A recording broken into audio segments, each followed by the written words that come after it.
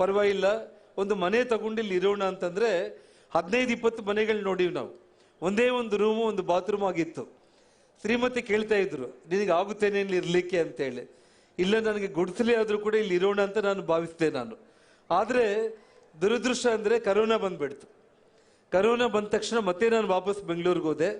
ಆದಮೇಲೆ ಮತ್ತೆ ಇವತ್ತು ಬಂದಿದ್ದೀನಿ. ಇವತ್ತು ನಾನು ಏನು ಈ ಒಂದು ಅಂದರೆ ನನ್ನ ಮನಸ್ಸು ಈ ಕಡೆ ಎಳಿತಾನೇ ಇತ್ತು ನನಗೆ.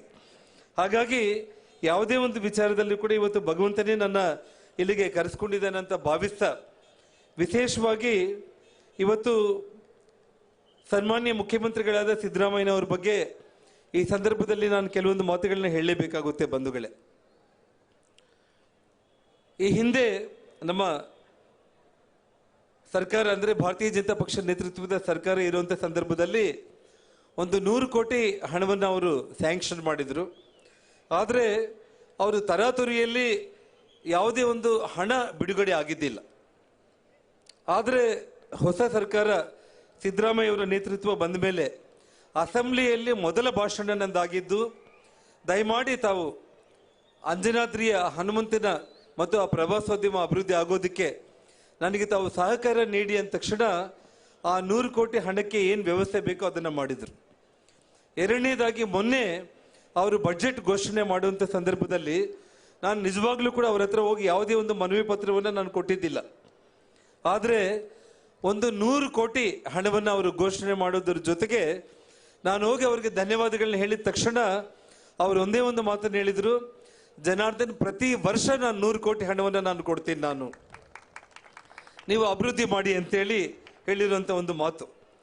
ಮತ್ತು ರಾಮಲಿಂಗಾರೆಡ್ಡಿ ಅವರು ಇಲ್ಲಿ ಹನುಮಮಾಲ ಒಂದು ಉತ್ಸವಕ್ಕೆ ಬಂದಾಗ ಸಹೋದರ ತಂಗಡಿಗೆ ಮತ್ತು ನಾನು ಇಬ್ಬರು ಕೂಡ ಕುಂತಿದ್ದೀವಿ. ಅವರು ಹೇಳಿದರು 500 ಕೋಟಿ ವೆಚ್ಚದಲ್ಲಿ ಅಂಜನಾದ್ರಿಯನ್ನು ಮುಜರಾಯಿ ಇಲಾಖೆ ವತಿಯಿಂದ ಅಭಿವೃದ್ಧಿ ಮಾಡೋದಕ್ಕೆ ನಾವು ಬದ್ಧರಾಗಿದ್ದೀವಿ ಅಂತ ಹೇಳಿದರು.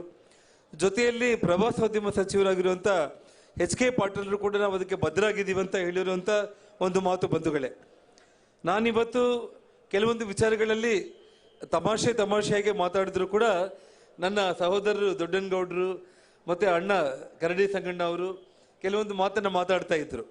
ಓಟ್ ಏನಾದರೂ ಆ ಕಡೆ ಹಾಕಿದ್ದಕ್ಕೆ ಭಾಳ ಜನಾರ್ದನ್ ರೆಡ್ಡಿ ಅವರು ಅವ್ರ ಬಗ್ಗೆ ಹೆಚ್ಚಾಗಿ ಮಾತಾಡ್ತಾ ಇದ್ದಾರೇನೋ ಅಂತೇಳಿ. ಬಂಧುಗಳೇ, ನಾನು ಒಂದು ಮಾತನ್ನು ಹೇಳಬೇಕಾಗುತ್ತೆ. ನಾನು ನಿಮಗೆ, ನಾನು IPL ಅಲ್ಲಿ ಕ್ರಿಕೆಟ್ ಪ್ಲೇಯರ್ ಇದ್ದಂಗೆ ನಾನು ಇವತ್ತು.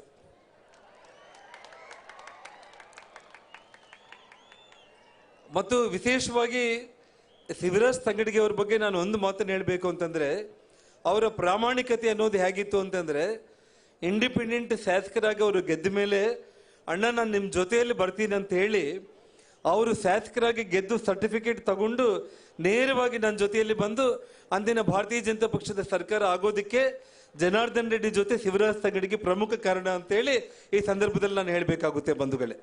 ಅಷ್ಟೊಂದು ಪ್ರಾಮಾಣಿಕತೆ. ಅವ್ರ ಕಾರಲ್ಲಿ ಅವರೇ ಬಂದು ಮನೆಗೆ ಸೇರ್ಕೊಂಡು ನನ್ನ ಜೊತೆಯಲ್ಲಿ ಬೆಂಗಳೂರಿಗೆ ಬಂದಂಥವ್ರು. ವಿಶೇಷವಾಗಿ ಅವ್ರಿಗೆ ನನ್ನ ಬಗ್ಗೆ ಇರುವಂಥ ಒಂದು ಪ್ರೀತಿ, ವಿಶ್ವಾಸ, ಅನುಬಂಧ, ಸಂಬಂಧಗಳು. ಇವತ್ತು ಅವರು ಬಂದು ಓಟ್ ಕೇಳಿದ್ದಾರೆ. ಓಟ್ ನಾನು ಯಾರಿಗೆ ಹಾಕಿದ್ದೀನಿ ಅಂತಂದರೆ ಆತ್ಮಸಾಕ್ಷಿಗೆ ಓಟ್ ಹಾಕಿದ್ದೀನಿ ಅಂತ ನಾನು ಹೇಳಿದ್ದೀನಿ ನಾನು. ಆದರೆ ನಮ್ಮವ್ರಿಗೆ ಎಲ್ಲರಿಗೂ ಒಂದು ಡೌಟ್, ಆ ಕಡೆ ಏನಾದರೂ ಒಂದು ಹೆಜ್ಜೆ ಹಾಕಿದ್ದಾರೇನೋ ಅಂತೇಳಿ. ನಾನು ಯಾಕೆ IPL ಕ್ರಿಕೆಟ್ ಪ್ಲೇಯರ್ ಅಂತ ನಾನು ಹೇಳ್ತಾ ಇದ್ದೀನಿ ಅಂತಂದರೆ, ಅವ್ರು ನನಗೆ ಕೊಡ್ತಾ ಇರುವಂಥ ಒಂದು ಸಹಕಾರಕ್ಕೆ ನಿಜವಾಗ್ಲೂ ಕೂಡ ಒಂದು ಹೆಜ್ಜೆ ಆ ಕಡೆ ನಾನು ಹಾಕಿರ್ಬೋದು. ಇನ್ನೂ ಒಂದು ಹೆಜ್ಜೆ ಇದೆ.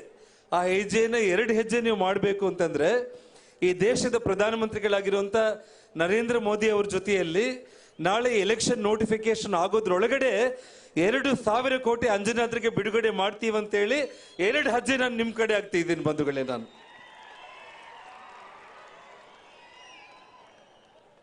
ಆ ಕೆಲಸ ನಮ್ಮ ಕರಡಿ ಸಂಗಣ್ಣವರು, ದೊಡ್ಡನಗೌಡರು ಮಾಡಿದರೆ ಖಂಡಿತವಾಗ್ಲೂ ಕೂಡ ಇಡೀ ಕೊಪ್ಪಳ ಜಿಲ್ಲೆ ಜನರು ಇವತ್ತು ಎಲ್ಲರೂ ಕೂಡ ನಿಮ್ಮನ್ನು ಮೆಚ್ಕೊಳ್ತಾರೆ. ಯಾಕೆಂದರೆ ಇವತ್ತು ಯಾರಿಗೂ ಬೇಡ ಅನ್ನುವಂಥ ಸ್ಥಿತಿಯಲ್ಲಿದ್ದವನು ಆ ಹನುಮಂತ ಪಾದ ಇಟ್ಕೊಂಡ ಸ್ವಾಮಿ ತಮ್ಮೆಲ್ಲರ ಆಶೀರ್ವಾದದಿಂದ ನಾನಿಲ್ಲಿ ಗೆದ್ದು ಶಾಸಕನಾಗಿದ್ದೀನಿ ಬಂಧುಗಳೇ. ಈಗಾಗಲೇ ಇವತ್ತು ನಮ್ಮ ಕೆಲವೊಂದೇ 2-3 ಅಭಿವೃದ್ಧಿ ವಿಚಾರಗಳನ್ನ ಹೇಳ್ತೀನಿ. ತಿಮ್ಲಾಪುರದಿಂದ ಆನೆಗುಂದಿ ಕಡೆಬಾಗಿಲಿಂದ ಗಂಗಾವತಿಯ ಸಾಯಿನಗರ ತನಕ KKRDB ಮತ್ತು PWD